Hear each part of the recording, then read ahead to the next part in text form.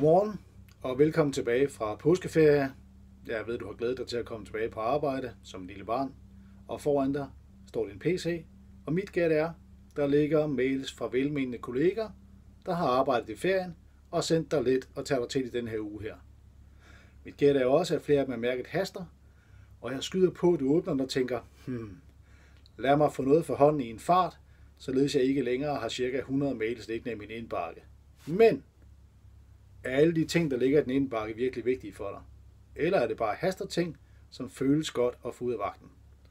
Før du går i gang med dem, vil jeg foreslå dig, at du lige overvejer, hvad vil være 2-3 vigtige ting, jeg vil have lavet den her uge her.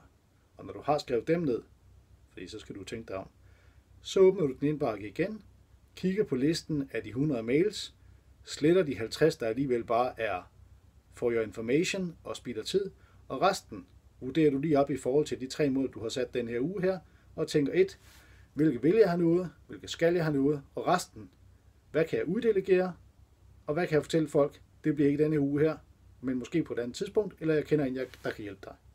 Når du har gjort det, så går du i gang. God arbejdslyst.